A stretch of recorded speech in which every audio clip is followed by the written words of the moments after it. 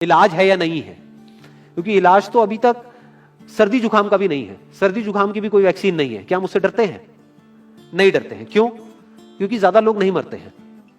तो सबसे पहले डेथ रेट कैलकुलेट करते हैं कि एग्जैक्टली कितना है। कितने टेस्ट हुए? 40 लाख टेस्ट हुए, उसमें से 2 लाख लोगों को हुआ, तो नियर अबाउट एवरेज कितनी आई? 5% की। अगर यही हमने 4 करोड़ टेस्ट करे होते तो कितने डिटेक्ट हो गए होते अब तक? 20 लाख हो जाते। 40 करोड़ करे होते तो कितने हो जाते? 2 करोड़ हो जाते। टोटल अगर कर लिए होते हमने टेस्ट 130 करोड़ का, तो कितना नंबर निकल करके आ जाता? Near about 5 crore. इसका मतलब 5 करोड़ लोगों को या तो आज की डेट में है या हो चुका है। और एक और मजे की बात यह है कि कोरोना में ऐसा नहीं है कि जिसको भी होता है उन सबके सिम्टम्स आते हैं। 80% से ज्यादा जो केसेस होते हैं वो असिम्टोमेटिक होते हैं, उनमें कोई सिम्टम्स नहीं आते हैं। यानी अगर मुझे हो गया है और मैं ठीक भी हो गया हूं तो मुझे पता तक नहीं है। वो तब मुझे पता लगेगा अगर मैं अपने टेस्ट कराऊंगा, जिसको एंटीबॉडी टेस्ट बोलते हैं, और मेरी बॉडी में एंटीबॉडीज मिलेंगी, तब मैं कह सकता हूं कि हाँ मेरे को था और वो ठीक हो गया है। तो अभी अगर हम बेसिक सी कैलकुलेशन करें तो 5 करोड़ निकल करके आ रहा है नंबर। उसमें से डेथ कितनी हुई है? 5,800।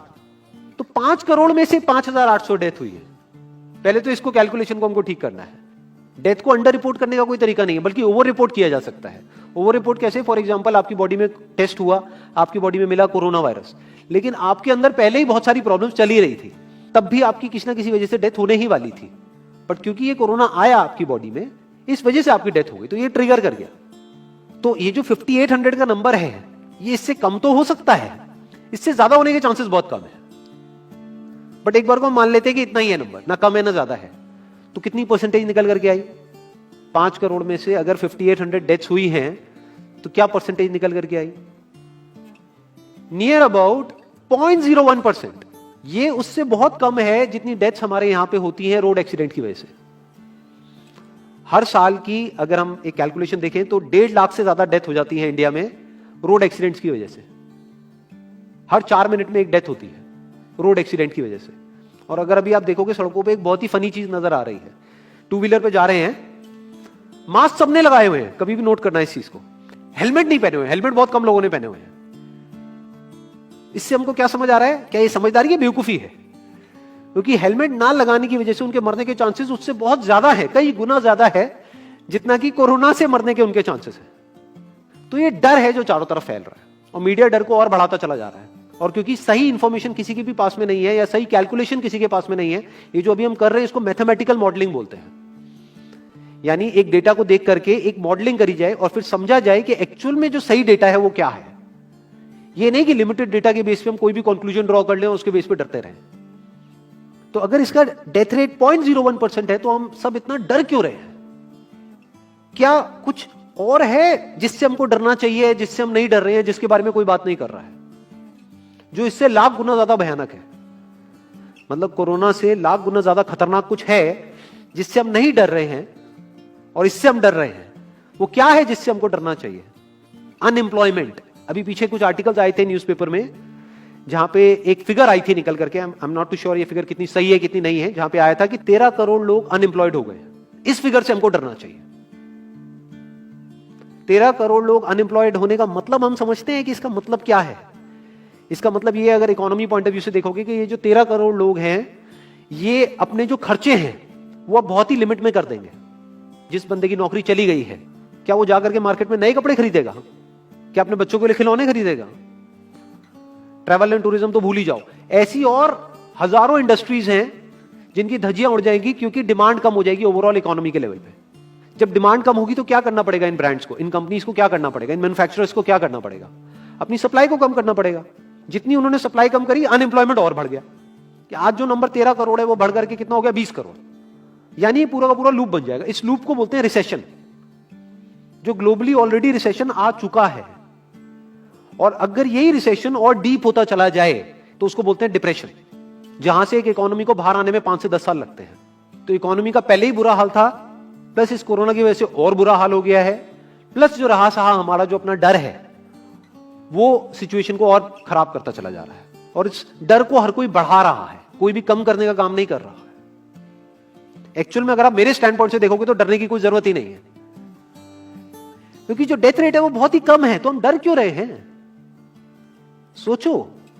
बस इसलिए कि डेथ नहीं होनी चाहिए। अगर यही हमारा ऑब्जेक्टिव है कि डेथ नहीं होनी चाहिए, मतलब हम कहते हैं कि किसी की डेथ नहीं होनी चाहिए, तो फिर तो लॉकडाउन परमानेंट हो जाना चाहिए, सड़कों पे निकलना ही नहीं चाहिए, क्योंकि सीधा सीधा 1.5 लाख डेथ बचेंगी। 1.5 लाख लोग जो हर साल एक्सीडेंट में मरते हैं, उनको हम बचा सकते हैं ना, उनकी लाइफ बच जाएगी। परमानेंट कर दो लॉकडाउन को। कैसा है आइडिया? ये बिल्कुल ऐसा है जैसे मैंने एक आदमी की एक कहानी सुनी थी, उसके घर में एक चूहा घुस गया, तो उस चूहे को उसने पकड़ने की बड़ी कोशिश करी, लेकिन वो चूहे को नहीं पकड़ पाया। तो एंड में उसने क्या किया, घर पे आग लगा दी, अपने घर में आग लगा दी। उसके बाद भी चूहा तो बच करके निकल गया, घर चला गया, घर जल गया। यही हालत है इसकी, कोरोना की। इस डर को हमको खत्म करना पड़ेगा, तब जाकर के इस प्रॉब्लम का एक्चुअल में सॉल्यूशन निकलेगा, जो रियल प्रॉब्लम है। और रियल प्रॉब्लम कोरोना नहीं है। रियल प्रॉब्लम क्या है? हमारी जो इकोनॉमी है। रियल प्रॉब्लम क्या है? अनएम्प्लॉयमेंट। तो इस वीडियो के थ्रू मैं अपनी एक हम्बल रिकमेंडेशन देना चाहूंगा गवर्नमेंट ऑफ इंडिया को, या जो भी लोग एक पर्टिकुलर पोजीशन पे हैं उन लोगों को, कि हमको टेस्ट करने कम करने हैं, टेस्ट बढ़ाने नहीं है। अभी हम गलती क्या कर रहे हैं? टेस्ट बढ़ाते चले जा रहे हैं, जिसकी वजह से केसेस बढ़ते चले जा रहे हैं, जिसकी वजह से डर बढ़ता चला जा रहा है। गवर्नमेंट क्या एक क्राइटेरिया नहीं बना सकती कि जो क्रिटिकल केसेस है बस उन्हीं का टेस्ट करो, क्योंकि उन्हीं को हॉस्पिटल में एडमिट करने की जरूरत है, तो उन्हीं का टेस्ट होना चाहिए ना। जो वैसे ही ठीक हो रहे हैं, अपने आप ही ठीक हो रहे हैं, जिनको माइनर सिम्टम्स हैं और वो खुद ही ठीक हो रहे हैं, उनका टेस्ट करने की क्या जरूरत है? उससे तो पैनिक और बढ़ेगा। और अगर टेस्ट कर भी दिया तो हम करने क्या वाले हैं? उनको क्या हॉस्पिटल में एडमिट करने वाले हैं? नहीं, घर पे क्वारंटाइन करने वाले हैं। अभी जो क्वारंटाइन वाला फंडा है, ये भी जब बेस छोटा होता है तब तो काम करता है, जब करोड़ों में हो जाता है तब काम नहीं करता है। मैं अगर एग्जांपल से समझाने की कोशिश करूं, जो मेरी थॉट प्रोसेस है उसको इमेजिन करो। ये एक ऐसी सिचुएशन है कि हम एक घर में है और चारों तरफ से बाढ़ आई हुई है, और ये जो घर है हमारा वो ऐसा है, इसको इमेजिन करो, जहां पे हजारों दरवाजे हैं।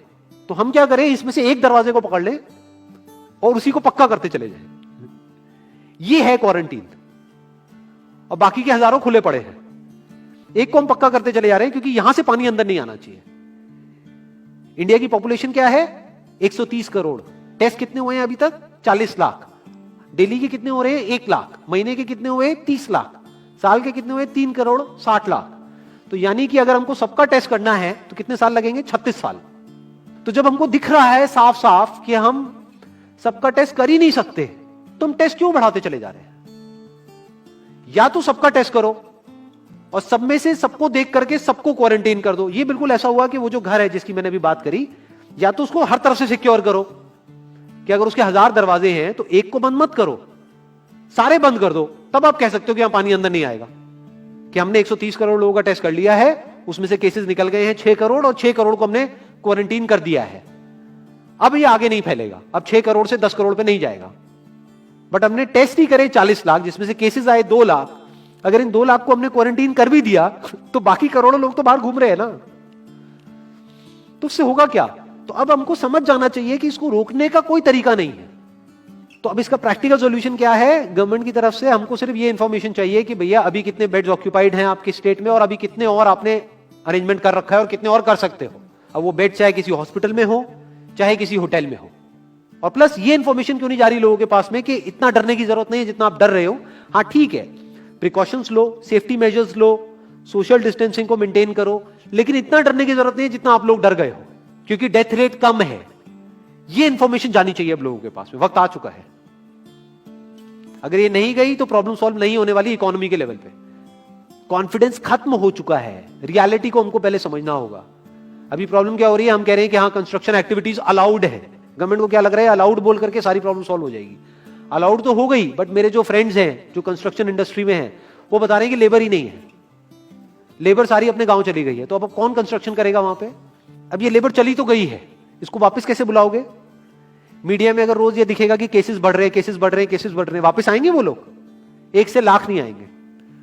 तो उनको मीडिया में क्या दिखना चाहिए, न्यूज में क्या दिखना चाहिए? कि अब ये प्रॉब्लम सॉल्व हो रही है। तो लोगों के अंदर का डर निकलना चाहिए। यानी जो भी मैंने अभी तक कहा, अगर मैं उसको सम अप करूं तो वो क्या है प्रैक्टिकली, अगर पॉइंटर्स में सॉल्यूशन देखा जाए। नंबर 1 मोस्ट इंपॉर्टेंट, टेस्ट धीरे धीरे हमको कम करने हैं, बढ़ाने नहीं है। दिन के 1 लाख टेस्ट हो रहे हैं, मैं ये नहीं कह रहा कि एकदम से 10,000 कर दो, 1 लाख के 90,000 कर दो, एटलीस्ट बढ़ाओ मत। समझ गए? 1 लाख के 1.5 लाख टेस्ट मत करो दिन के, 2 लाख मत करो, क्योंकि तब भी 36 साल लगेंगे पूरा करने में। अगर आपने स्पीड डबल भी कर दी तब भी 18 साल लगेंगे। 18 साल तक तो पता नहीं ये बीमारी कहां होगी, किसी को याद तक नहीं होगा। तो करना क्या है गवर्नमेंट को, अगर थोड़ा सा सेंसिबली चले कि टेस्ट को धीरे धीरे कम करते चले जाओ, यानी 1 लाख से 90,000 कर दो, फिर कुछ दिन बाद 80,000 कर दो, फिर 70,000 कर दो। इसकी वजह से क्या होगा, मीडिया में केसेस कम होते हुए दिखेंगे, अखबारों में केसेस कम होते हुए दिखेंगे, हर जगह पे जहां पे अभी आ रहा है कि अभी तक की सबसे बड़ी फिगर, आज तक के सबसे ज्यादा केसेस, वो सब धीरे धीरे कम हो जाएंगे। कम मीडिया में पैनिक फैलेगा, कम पैनिक फैलेगा लोगों में, धीरे धीरे लोग बाहर निकलना शुरू होंगे, जो अभी नीड ऑफ द आवर है। धीरे धीरे लोग बाहर निकलेंगे, धीरे धीरे डिमांड बढ़ेगी, धीरे धीरे लोगों में कॉन्फिडेंस आएगा, धीरे धीरे लोग जो गांव चले गए हैं वो वापस आएंगे। एक्चुअल में काम शुरू होगा, ऑन पेपर नहीं कि काम शुरू हो गया है, एक्चुअल में लोगों का काम शुरू होगा, लोगों का काम शुरू होगा, इकोनॉमी शुरू होगी। बिल्कुल ऐसा है जैसे 2 महीने के लिए आप किसी गाड़ी को बंद करके कहीं पे रख दोगे राज में, तो क्या होगा, बैटरी डाउन हो जाएगी, उस वक्त क्या करना पड़ेगा, उसको धक्का मारना पड़ेगा। तो अभी उस धक्के की जरूरत है, जंप स्टार्ट की जरूरत है। अब जो टाइम है वो डरने का नहीं है, इस डर को खत्म करने का है, क्योंकि कोरोना ने जितने लोगों को नहीं मारा, ये डर मारने वाला है असलियत में। तो अब इस डर को खत्म करने का टाइम आ गया है। अब हम सबको मिलकर के दिमाग ये लगाना है, ये नहीं कि डर को कैसे बढ़ाएं, बल्कि दिमाग ये लगाना है कि डर को कैसे कम करें या खत्म करें, और लोगों के कॉन्फिडेंस को कैसे वापस से लेकर के आए।